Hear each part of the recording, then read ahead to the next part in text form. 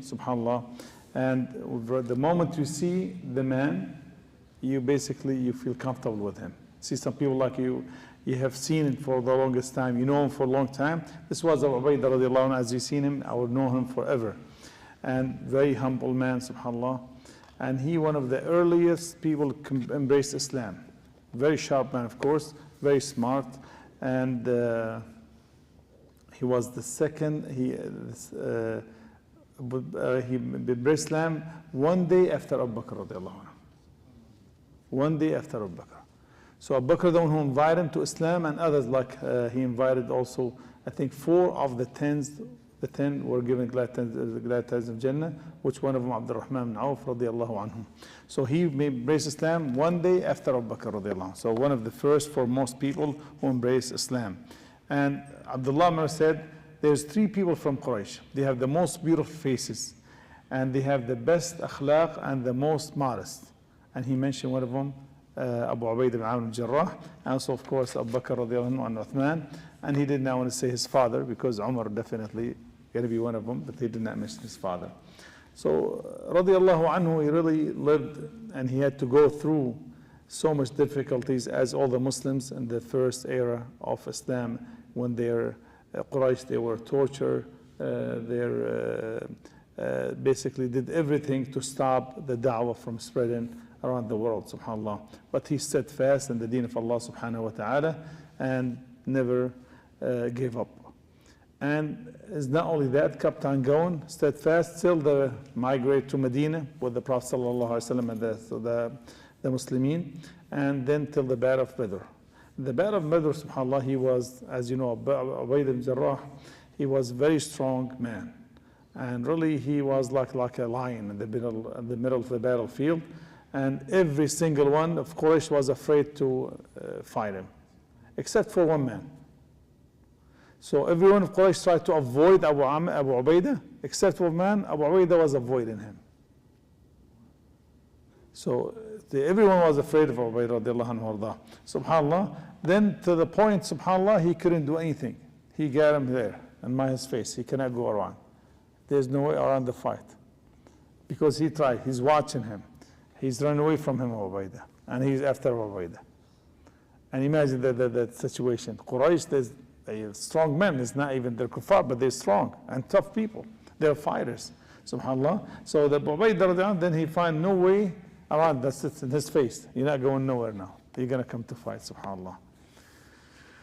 And subhanAllah, is a tough situation. Then he ended up, basically he hit him one strike with the sword. Basically he broke his helmet and got him killed immediately. And subhanAllah, this was a tough situation. Allah subhanahu wa ta'ala, with this incident, Allah have revealed ayat in the Quran. SubhanAllah. The man was his own father, because he was a kafir. He avoided his father and his father, subhanAllah. Basically, Abu Ubayda didn't kill his father, he killed the mushrik in your brother, subhanAllah. And there's something huge in the person's life, even if he was a kafir. This is the father, subhanAllah. As Allah subhanahu wa ta'ala mentioned in the Quran, that تجد قوما يؤمنون بالله واليوم الآخر يوادون من حاد الله ورسوله ولو كانوا آباءهم.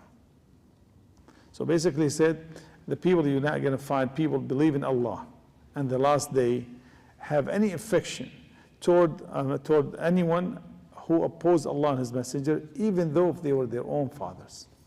Anyone opposed Allah and His Messenger, even their own fathers, their own mothers, their own brothers and families, they're against him, definitely, subhanAllah. So this is, he have the level of iman, subhanAllah, and so high, subhanAllah. He basically reached very, very high level. One time a Nasara, Christian, came to Rasulullah, a delegation from the Christian, and they asked Rasulullah, said, we have issue when it comes to our wealth and how to divide it, and we trust you guys. Christian came to Rasulullah. He said, can you send a man to judge between us? He said, we trust you guys. We have a lot of faith in you, please. And he said, bring me tomorrow. Tomorrow, he told the guys, come back tomorrow. I will send with you al-qawi al-amin, the strong and trustworthy. Some people are strong and tough, but they're not as trustworthy. Some people are trustworthy, but they're not as strong. To have the two characteristics, that's something special about Abu Ubaidah. So Umar radiallahu anhu said, subhanAllah, yesterday I never loved to be assigned or to become a leader more than this time. So the next day, Salatul Dhuhr, said all the companion came, and Umar was showing his face to the Rasul sallallahu alaihi wasallam. I'm here basically. So he wants to like, subhanAllah, and because this is something special, he said, Qawil Amin, that's strong and trustworthy. And subhanAllah, he said, he looked at him and said, look around. The Prophet sallallahu alaihi wasallam said, Abu Ubaidah, come here. SubhanAllah, he said, Abu Ubaidah got it, SubhanAllah. So he said, judge between them, show them the truth, SubhanAllah. He said, Umar said, Abu Ubaidah got this title, SubhanAllah. And the thing, like I said, to have both characteristics, to be Ameen, trustworthy. Ameen, that's something big. And strong is very hard, SubhanAllah. One time, Abu Ubayda radiallahu anhu, he led the Prophet sallallahu alaihi wasallam sent like a group to see Quraysh and to check on Quraysh, see what's going on, or a fight, could be a battle or anything.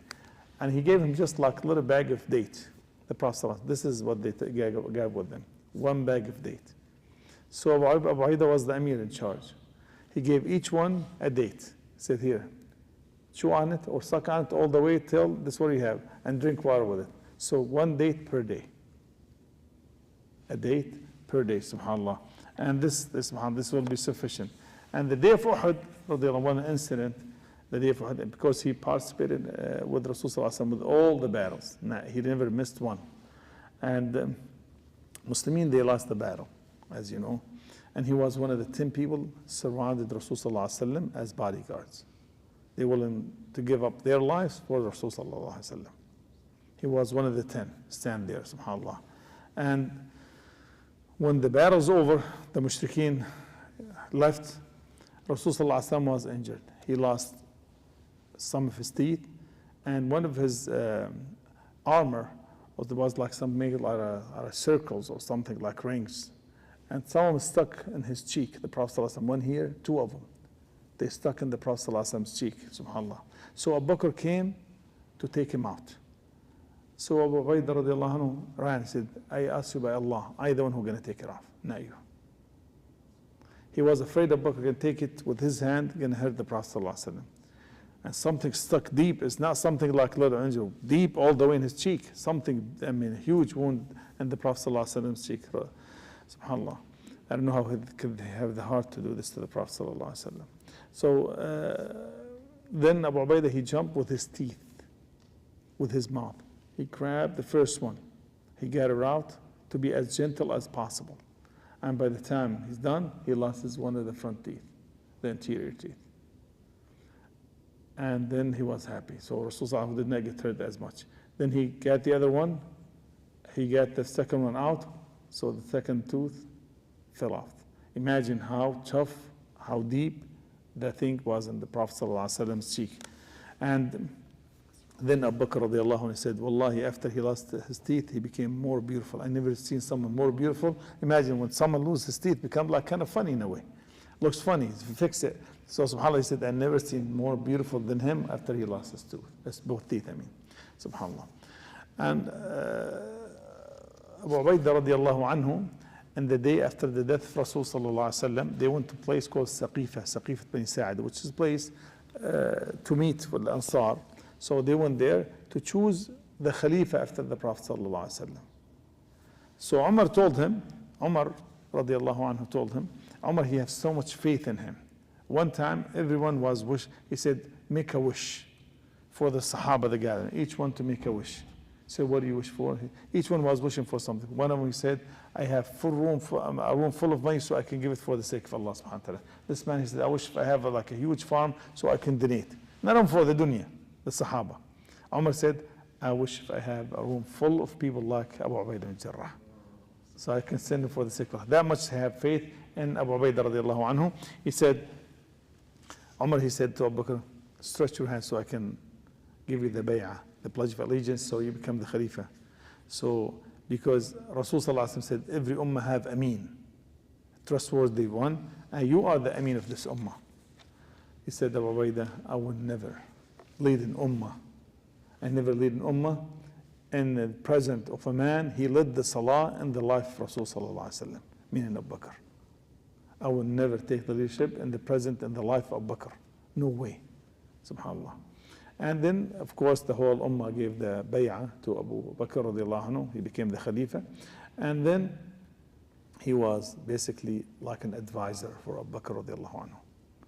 He gave him all the advice of Abu Ubayda, the special man, this ummah, subhanAllah. Then after that, the time of Umar radiallahu anhu became the Khalifa, and he gave him the bay'ah to Umar, as the whole ummah done too. And he never disobeyed Umar with anything, except one time, for one time.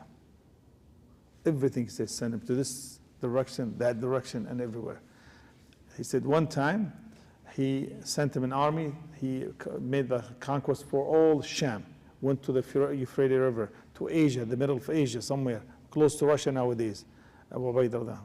Then, subhanAllah, suddenly was like pandemic, a plague, and he sent a letter, Umar. He sent a letter to Abu Ubayda. He said, whenever you get the letter, if you get it in the night, make sure I need you urgently. You have to come right away. If you come at night, don't wait till the morning. If you come in the morning, don't wait till the evening.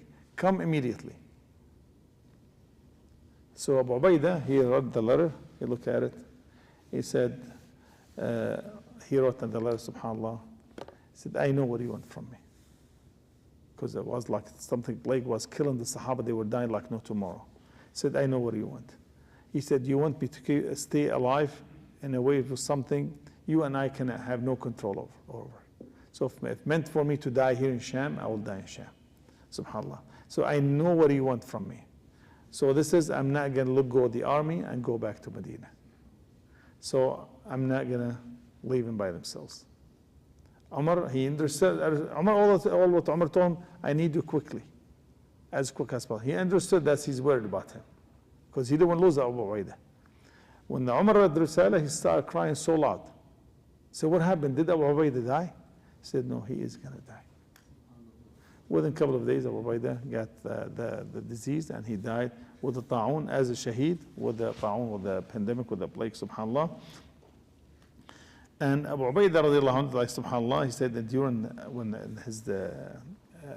when he was approaching death and his deathbed, he said, my advice to you, he said, أقيموا الصلاة, establish salah, give the zakah, fast the month of Ramadan, give charity, make hajj, be nice, be obedient to your leaders, and so on, subhanAllah. Don't worry about the dunya. Don't make sure the dunya, don't let the dunya distract you, or to take, divert you away from the right path. And believe me, if you live 1,000 years, you're going to be in my place at one point. You're all going to approach it, subhanAllah. So, but the death have been prescribed upon the ummah, upon the son of Adam, and doesn't matter how good you are or how bad you are, but try to be as obedient to Allah and His Messenger as you can, subhanAllah. Be abid and abid to Allah subhanahu wa ta'ala. Then he looked at the Mu'adh ibn Jabal, and said, leave the salah because I cannot lead, because he was under leadership. Then he died, radiallahu anhu wa ardah. And he said, Mu'adh, when he died, he said, Wallahi, today we lost a man. I don't think I ever know a man more righteous, have more clemency than him, has more, subhanAllah, more love to Allah and His Messenger, subhanAllah. But I never seen a man love the akhirah more than him, subhanAllah. So I never seen a man who will advise the ummah more than Abu Ubayda, radiallahu anhu. He said, ask Allah subhanahu wa ta'ala to forgive him and have mercy upon him. هذا والله أعلم. سبحانك اللهم وبحمدك أشهد أن لا إله إلا أنت